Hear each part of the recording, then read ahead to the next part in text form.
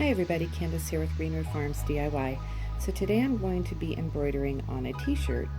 My client sent me 2 t-shirts, and the first thing I do is I grab my tester t-shirt, and this is where I do all my logo setting on a t-shirt if I know that they're going to be putting it on a t-shirt.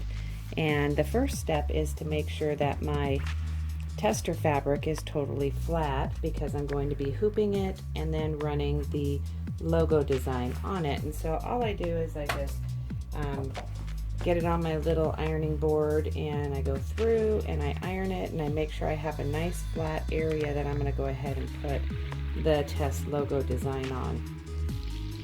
This allows me to make sure that it's going to stitch beautifully on the t-shirt that my client sent me, or if it's a t-shirt that I purchased for the job, I know it'll stitch perfectly. So I always use one of my tester ones, and this is my Green Roof Farms tester t-shirt.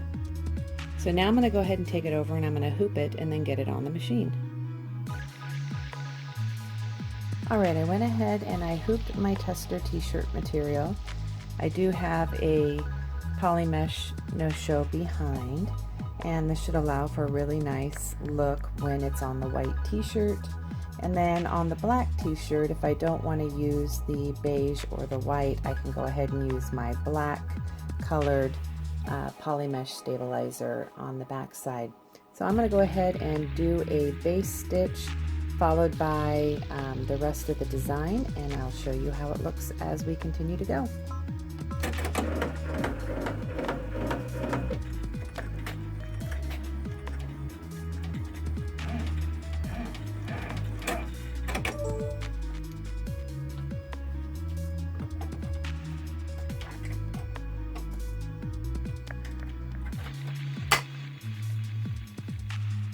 Alright,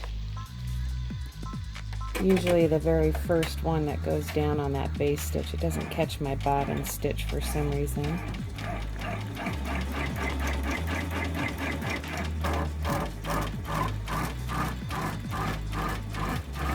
And the reason I do this base stitch is it just holds everything nice and perfect in the hoop as it's doing its embroidery design.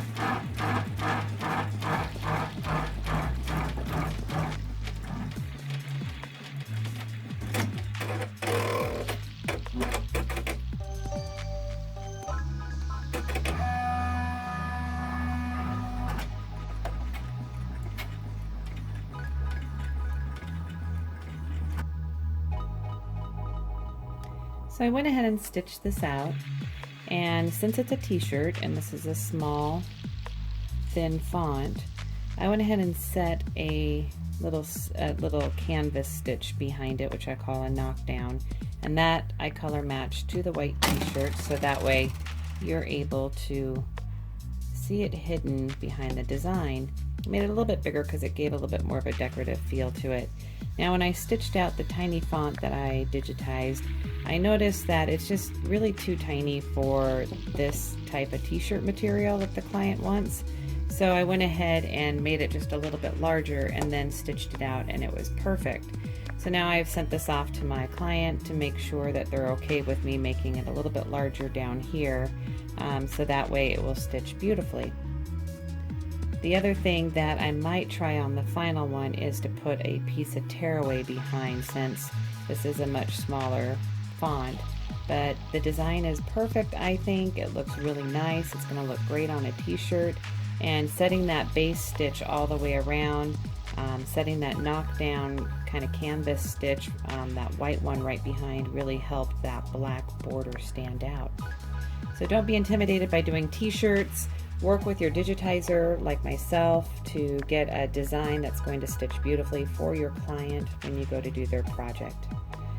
Thanks for joining the Facebook group for Green Roof Farms DIY, and for subscribing to the Green Roof Farms DIY YouTube channel.